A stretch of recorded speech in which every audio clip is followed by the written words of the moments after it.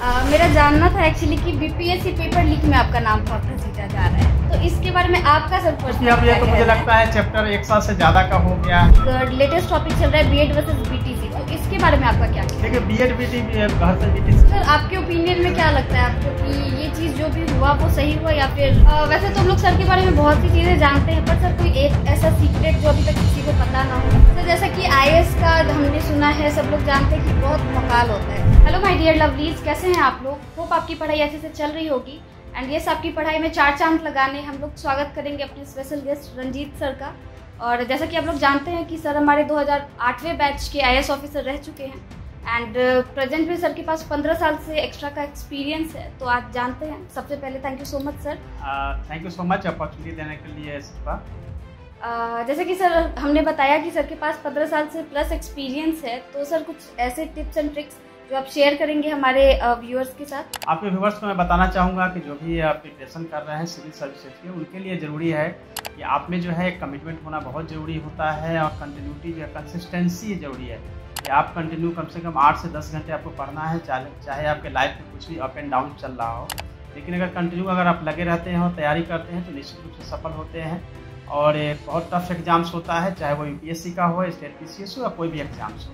इसलिए बहुत ज़रूरी होता है कि आप अपनी कंसिस्टेंसी मेंटेन करें और अपने आप पे भरोसा रखें। Thank you so much sir. Sir मेरे को बहुत ज़्यादा क्यूरियोसिटी थी एक बात जानने की, जैसे कि हम लोग को पता है कि आईएएस का स्केड्यूल कितना बिजी रहता है और आपने अपने बिजी स्केड्यूल से टाइम निकाला, तो जैसे आप घर को, अपने ड्यूटी को और साथ में आपका मिशन 50 कैसे मैनेज कर लेते हैं? एक्चुअली क्या होता है कि सबके समय पास्ट जो है वो 24 घंटा का ही समय होता है और 24 घंटा में से अगर अपने आप समय को बांटा जाए तो वो 3 भाग में डिवाइड कर सकते हैं।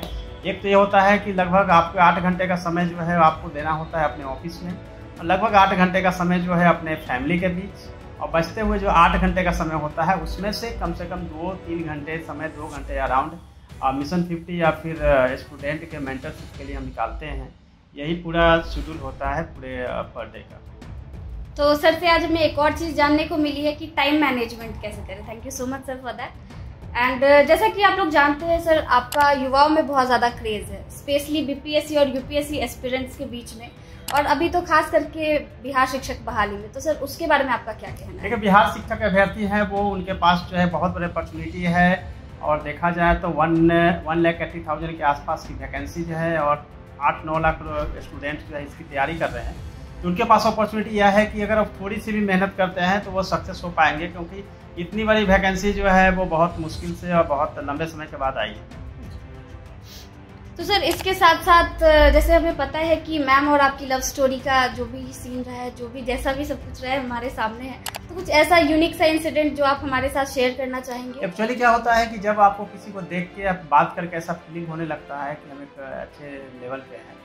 तो जब मैं डिस्ट्रिक्ट मजिस्ट्रेट था सीतामढ़ी, तब जो मेरी अभी वाइफ है उनसे भेंट हुई थी और मेरी वो प्रोफेशनल थी, तो इसलिए इंटरेक्शन ज़्यादा हुआ। फिर हम लोग के बीच जो है कंफर्टेबिलिटी ऐसी बनी कि हम लोग फिर मैरिज किए। इंटरेस्टिंग चीज़ें होती है कि आपको एक लेवल के बाद पता चल जाता है कि आपको अब वो समय आ जाता है जब एक दूसरे के लिए आप कुछ करने लगते हैं। लेकिन ये बात बहुत ज़रूरी होता है कि हम दोनों की कैरियर बन चुकी थी, तभी हम लोग की लव स्टोरी स्टार्ट हुई। यूथ को मैं हमेशा कहूँगा कि आप अपने पहले करियर पे ध्यान दीजिए, उसके बाद लव स्टोरी की बातें करिए और लव स्टोरी के लिए आगे बढ़िए। ओके, तो सर अभी एक बहुत ज़्यादा प्रचलित चीज़ चल रही है लव एट फर्स्ट साइट, क्या आप इसमें बिलीव करते हैं? हाँ बिल्कुल बिलीव होता है और होना भी चाहिए, but love at first sight जो होता है 2 समय मुझे लगता है होता है। एक तो जब आप स्कूल के लास्ट ईयर में होते हैं या फिर कॉलेज के फर्स्ट ईयर में होते हैं, वो एक समय होता है, बट वो मुझे लगता है कि बहुत ज़्यादा ये मैच्योर नहीं होता है, इमेच्योर टाइप का होता है। क्योंकि कई बार किसी को आप देखते हैं और बाद में वो आप अपनी बातें कह भी नहीं पाते हैं और वो समय निकल जाता है कॉलेज के समय से, ये तो होती है। सर जैसा कि आईएएस का हमने सुना है, सब लोग जानते हैं कि बहुत भौकाल होता है, पर लोग आपसे डरते नहीं, आपसे प्यार करते हैं, आपके साथ मतलब वो इसलिए होता है कि बहुत सारे लोगों ने मुझे देख लिया है सोशल मीडिया के माध्यम से कि सर जो है वो मेंटरशिप करते हैं, और अगर डर रहेगा तो फिर मेरी बातों को वो बहुत समझ नहीं पाएंगे। और डरने की बात नहीं, क्योंकि पहले हम इंसान हैं, उसके बाद हम आईएएस बनते हैं, जॉब में आते हैं, इसलिए हम भी एक इंसान हैं जैसे बाकी लोग हैं। तो मुझे लगता है कि कोई डर नहीं, सभी जिससे मैं बहुत फ्रेंडली मिलता हूँ। यही वजह है कि सभी को ऐसा लगता है कि हमसे मिलना और बात करना बहुत आसान है। वैसे तो हम लोग सर के बारे में बहुत सी चीज़ें जानते हैं, पर सर कोई एक ऐसा सीक्रेट जो अभी तक किसी को पता ना हो, कुछ यूनिक सा कुछ भी चलेगा। देखिए ऐसी कोई सीक्रेट हर व्यक्ति के लाइफ में होती है। कुछ ऐसी सीक्रेट होती है जो कि पब्लिकली लोग शेयर नहीं करना चाहते हैं। तो मेरे लाइफ में ऐसा कुछ नहीं है। मेरी लाइफ जो है वो पूरी तरह से खुली किताब की तरह है। ऐसी कोई सीक्रेट लाइफ की नहीं है। बट हाँ, ये ज़रूर है कि मैं चूँकि बचपन से ही जब मैं 5th-6th स्टैंडर्ड में था तभी से मैं IAS बनने का सपना मैंने संजोया था। और बाद में जब IAS बना तो मुझे लगा कि ये बिल्कुल अगर आप सोचते हैं और करते हैं तो निश्चित रूप से जो भी चाहते हैं वो आप अचीव कर सकते हैं।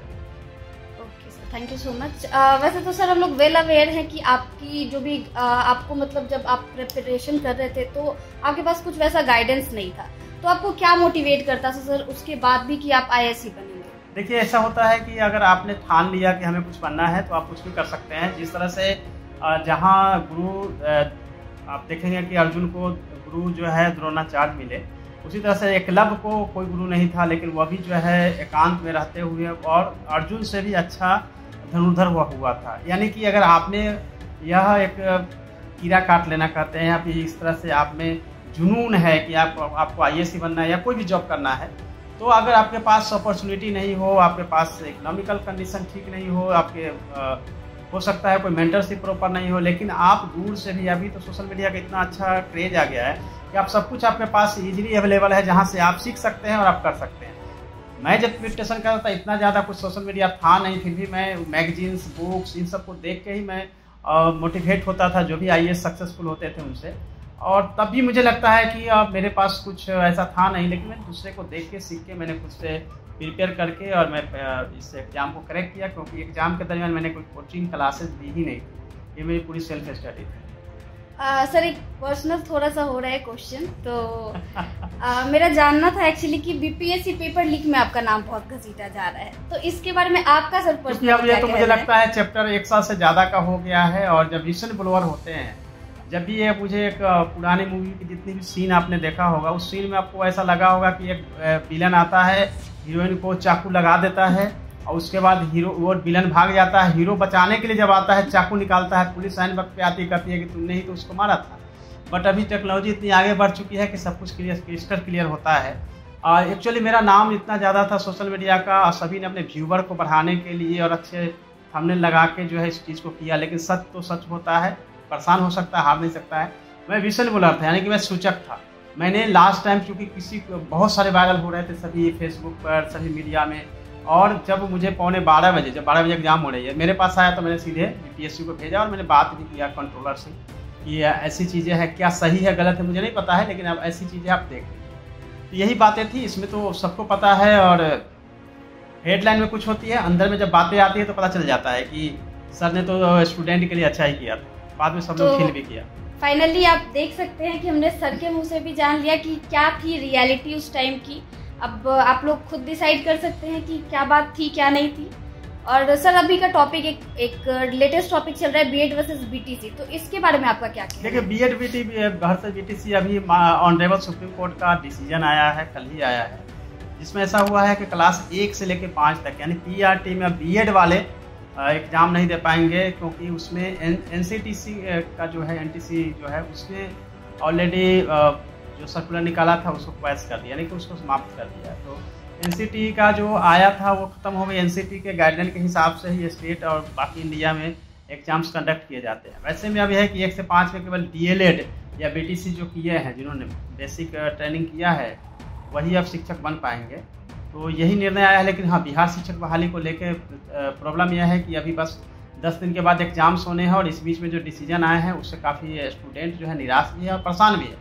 निराश से ज़्यादा परेशान है कि होना क्या है, होगा क्या, क्योंकि 1 से 5 में डिसीजन हुआ है। अगर उस पर सिविल रिव्यू होता है, या सिविल रिव्यू के लिए NCT या फिर कोई भी जो पार्टी है अगर वो जाते हैं, उसके बाद उस पर फिर अगर कुछ रिलीफ मिलता है तो संभव है। अदरवाइज जो है जो डिसीजन आया है उसके अकॉर्डिंग ही निर्णय होगा। और मुझे लगता है कि अभी 1 से 5 में देखेंगे तो B.Ed DLED दोनों ने अप्लाई किया है। कुछ ऐसे भी स्टूडेंट हैं जो कि B.Ed और DLED दोनों हैं, लेकिन फॉर्म अप्लाई करते समय उन्होंने B.Ed कर दिया था, क्योंकि उस समय कुछ ऐसी प्रॉब्लम नहीं थी।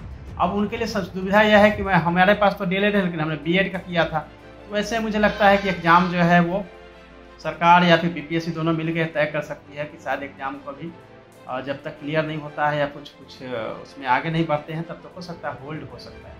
तो सर आपके ओपिनियन में क्या लगता है आपको कि ये चीज़ जो भी हुआ वो सही हुआ या फिर? देखिए, क्योंकि ऑनरेबल सुप्रीम कोर्ट का निर्णय है, इस पर हम कमेंट नहीं कर सकते हैं कि सही हुआ या गलत हुआ, क्योंकि पब्लिक ओपिनियन यह नहीं है। चूँकि इससे कोर्ट का मानना हो सकती है जो मैं गलत बोलूँ या सही बोलूँ, इसलिए मेरा कमेंट्स नहीं हो सकता है। लेकिन इतना जरूर हो सकता है कि बीपीएससी शिक्षक बहाली के बीच में जो वर्डिक्ट आया है सुप्रीम कोर्ट का, उससे एग्जाम प्रभावित होती हुई नज़र आ रही है। यहाँ पर एक चीज़ ये आ रही है, लेकिन चूँकि जो लोग डीएलएड हैं उनके लिए खुशी है, जो बीएड है वो दुखी हैं, इस तरह की चीज़ें हैं। मतलब कहीं खुशी कहीं गम वाली स्थिति है, लेकिन अभी थोड़ा इंतजार करना पड़ेगा कि इसमें आगे क्या होने वाला है। सर जैसा कि आप हमारे लिए प्रेरणा स्रोत है, स्टूडेंट्स के लिए प्रेरणा स्रोत है, तो मैं जानना चाहूँगी कुछ ऐसे टिप्स और ट्रिक्स आप बता दीजिए जो 10 दिन में बिहार शिक्षक बहाली के जो भी एग्जाम देने जा रहे हैं, 10 डेज बचे हैं, उसमें केवल उनको करना है एटलीस्ट केवल रिवीजन करना है डेली। सारे नोट्स को रिवीजन करिए और पर डे कम से कम 1 से 2 MCQ बनाना है। ये 2 काम करेंगे, 10 दिन आपके लिए काफ़ी है, उसमें आप पास कर सकते हैं। तो हमने जाना सर का जो भी लव लाइफ था, हमने यूनिक चीज़ें पता की सर से, जो शायद आपको इसके पहले किसी इंटरव्यू में नहीं पता होगी। तो सर अपनी फैमिली के बारे में भी प्लीज़ कुछ बता दीजिए। मेरे मम्मी पापा है, मेरा एक छोटा भाई है, 2 मेरी सिस्टर्स हैं और मेरा एक छोटा सा बेटा है रुद्रांश, जो कि 1 साल 8 महीने का है। यही मेरी फैमिली है। बाकी देखा जाए तो जॉइंट फैमिली है, क्योंकि उसमें मेरे जो है वो अंकल आंटी भी है, मेरी दीदी भी है, मेरा भांजा भी है। तो एक बड़ी सी फैमिली है और सभी मेरे हमारे साथ रहते हैं। एक अच्छी फैमिली है और बहुत ही लवली और हैप्पीनेस वाली फैमिली। सर युवाओं के लिए 2 लाइन जो आप युवाओं के लिए 2 लाइन यही है कि आप हमेशा जो है अपनी तैयारी को अच्छे से करें और दूसरे से बेहतर करें। एवरेज से अगर बेहतर हो जाते हैं आप निश्चित रूप से सफल होते हैं, क्योंकि अगर आप तैयारी करते हैं तो आपका सफल होना निश्चित रूप से तय है। और लाइफ में चूँकि जीवन में एक ही बार मिलती है, इसीलिए आप ऐसा काम करिए जिससे कि लोग आपको वर्षों तक याद रखें, या यूँ कहें कि मुझे लगता है कि ऐसा करना चाहिए कि ज़मीन सलाम करे, आसमां सलाम करे, कुछ काम करो ऐसा है दोस्त कि सारा जहां सलाम करे। सो युवाओं के लिए मेरी यही मोटिवेशनल लाइन होगी कि आप हमेशा जहाँ भी रहें सकारात्मक रहें, पॉजिटिव एटीट्यूड रखें, पॉजिटिव मूड रखें, सब कुछ अच्छा हो। इस बात के लिए सर मैं आपको सलाम करूँगी। Thank you so much. Thank you so much sir अपने बिजी स्केड्यूल से टाइम निकालने के लिए, एंड थैंक यू आप लोगों का भी कि आपने भी अपने बिजी स्केड्यूल से टाइम निकाला। और सर आपसे बात करके बेहद खुशी हुई। Thanks once again. Okay, thank you so much opportunity देने के लिए। और अगर आपको हमारा चैनल पसंद आता है या फिर हमारे वीडियोस पसंद आता है या पर्सनली सर का इंटरव्यू पसंद आया है तो प्लीज़ लाइक शेयर और कमेंट ज़रूर करेंगे। धन्यवाद।